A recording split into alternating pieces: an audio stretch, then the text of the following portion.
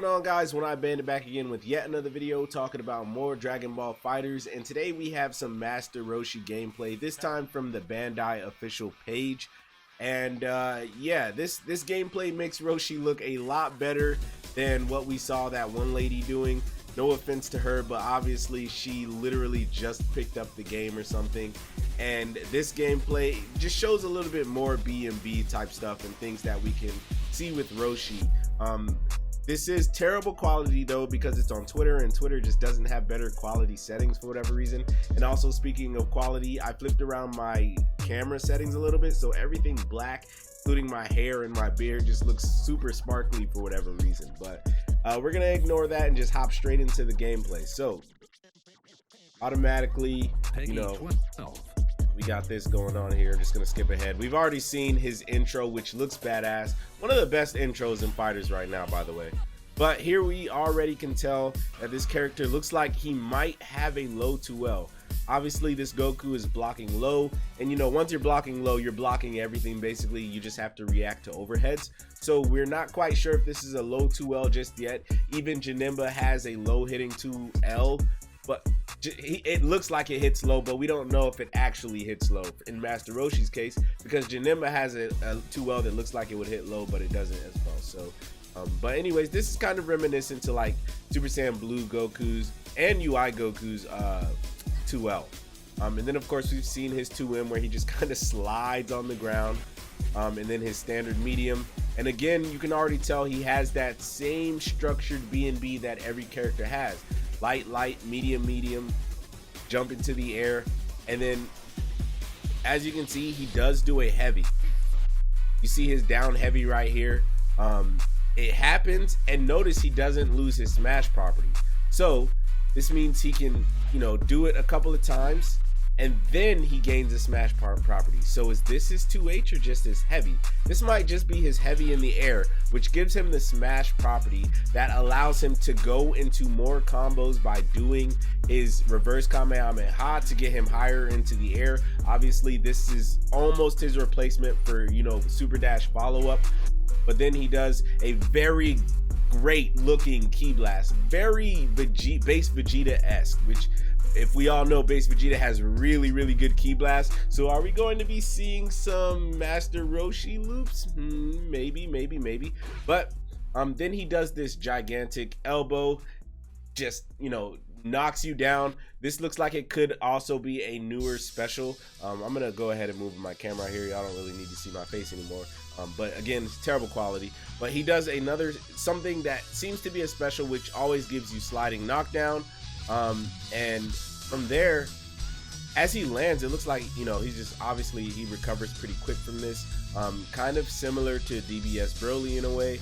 But then he does a command grab, which looks really fast. But at the same time, I don't think this is the exact startup of it, because this is a whole new clip right here. After he does the knockdown, it goes into a whole new clip, and then he does his command grab. But we don't know what the startup looks like of it truly, so this could be easy to dodge, but who knows. Roshi is going to have a lot of tricks up his sleeves, as we can see here with the command grab already. And obviously you can vanish confirm off of this command grab, and of course, you know, the scaling is going to be absolutely horrendous. So but it's whatever. This person who was playing obviously, you know, dropped the combo here, so we didn't quite get to see what the true damage scaling would look like. And then here Master Roshi does what we've all been waiting for, the full screen command grab, which is his turtle style resort, is what it's called in other games, his lightning attack. Notice that it goes, again, full screen. And I mean, this is just ridiculous. Obviously, you can't block this in the air like they have been saying, and you know, it just goes so far.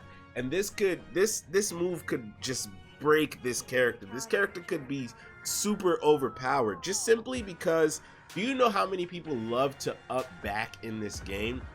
Too many people. That is their go-to. Like, hold on, let me talk to y'all for a second, because like, this character is going to be crazy when you think about it. Because just think about it, if you have a assist an assist like UI Goku's A assist, very low hit stun, and you manage to get the person to jump, you just have this free move here that is way faster startup than you think it is.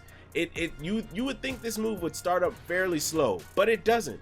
It has a pretty decent startup. You're not like, granted, you can tell he's doing it because, you know, he does his little praying mantis hands, and, you know, like, it looks like, you know, he's gonna throw it out pretty slow, but then boom, he just throws it up. You're not just getting back down to the ground. And because of the angle that this covers, this move is going to be nasty, and it's going to catch a lot of people off guard, especially day one. I'm very excited to see how this move truly works, especially when he comes out. And again, you can vanish confirm off of this, and obviously again the damage scaling is not going to be very good. I do want to see what it would be like if you confirmed off of it with an assist rather than vanishing, but you know, it is what it is. And he can still get sliding knockdown off of it because of that elbow move, which is really good. And then here, this is very important.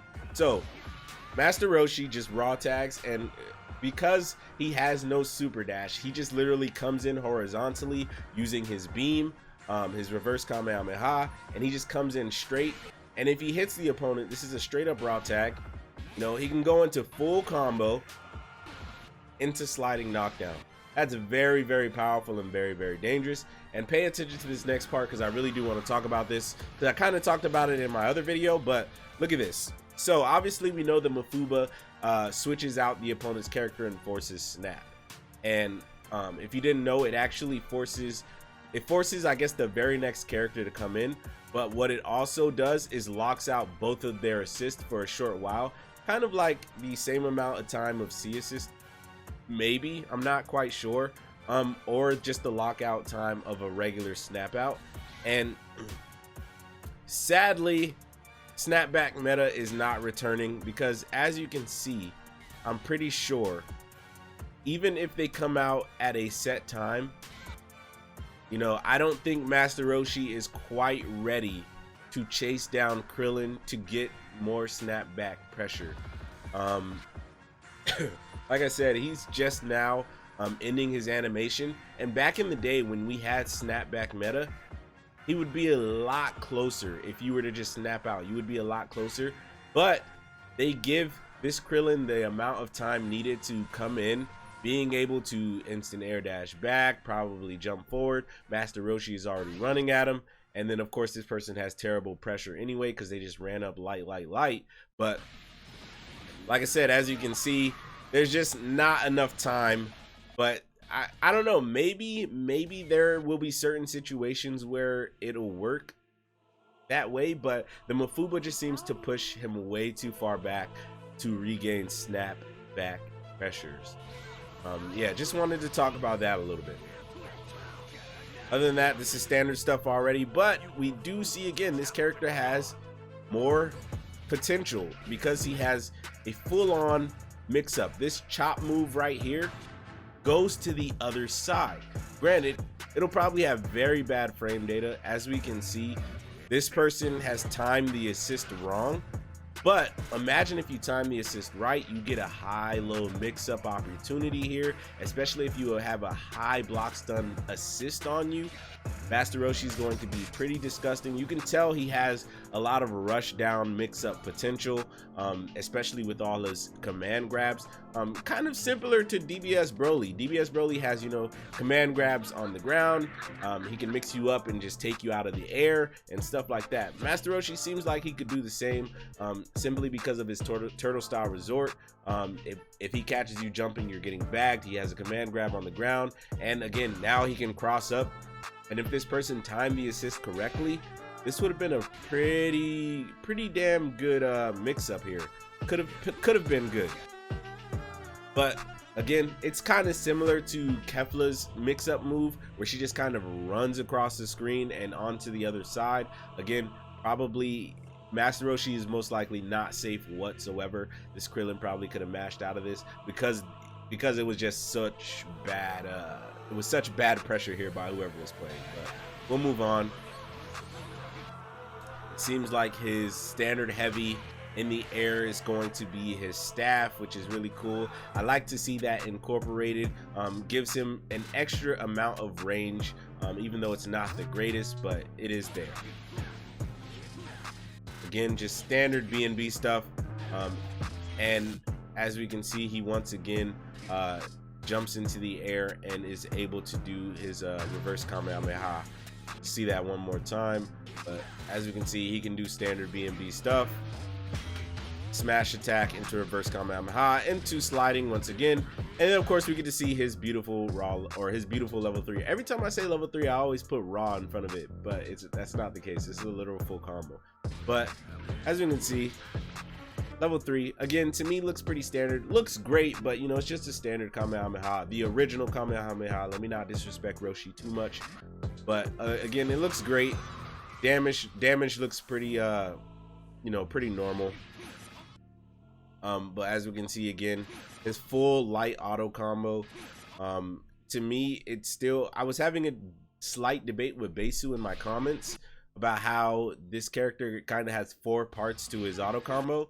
But as you can see, when he does the flurry of punches, that's the 2nd part to the auto combo. This grab is technically the 3rd part, and then this is the 4th part.